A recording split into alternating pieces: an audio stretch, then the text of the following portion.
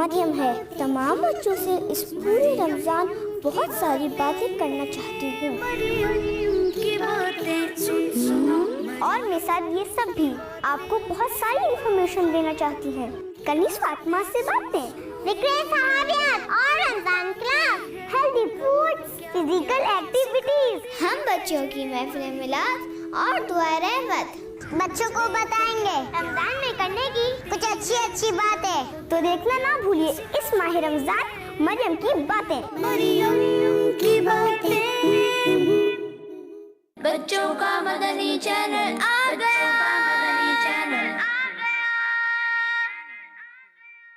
مریم کی باتیں۔ السلام علیکم ورحمۃ اللہ وبرکاتہ۔ وعلیکم السلام ورحمۃ اللہ وبرکاتہ۔ کیسی ہیں آپ؟ الحمدللہ رب العالمین علی کل حال۔ آپ کیسی ہیں؟ الحمدللہ رب العالمین علی کل حال۔ آج آپ ہمارے لیے کون سا بیان لے کے آئی ہیں؟ آج میں آپ کے لیے بیان لائی ہوں حیا پر۔ الصلاۃ والسلام علیک یا رسول اللہ، وعلی آلک واصحابک یا حبیب اللہ، الصلاۃ والسلام علیک یا نبی اللہ، وعلی آلک واصحابک یا نور اللہ۔ درود پاک کی فضیلت، جس نے مجھ پر ایک بار درود پاک پڑھا اللہ پاک اس پر 10 رحمتیں بھیجتا ہے۔ صلو علی الحبیب صلی اللہ تعالی علی محمد۔ پیاری بچیوں، آج میں آپ کو ہمارے پیارے نبی صلی اللہ تعالی علیہ وسلم کی ایک حدیث پاک سناتی ہوں۔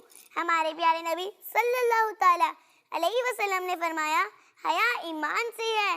حیا جسے انگلش میں موڈیسٹی بھی کہتے ہیں۔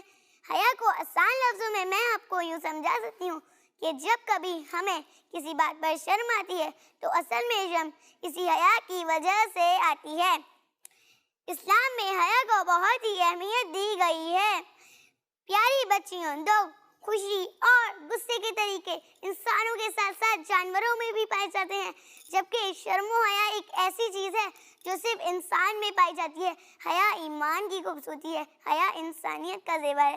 بے حیائی انسانیت کے دامن پر ایک بہت برا داغ ہے۔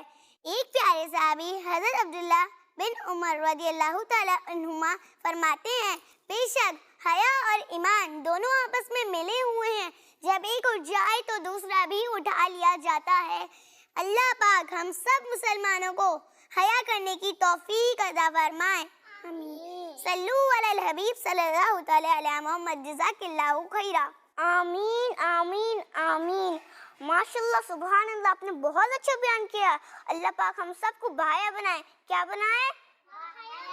کیا بنائے؟ کیا بنائے؟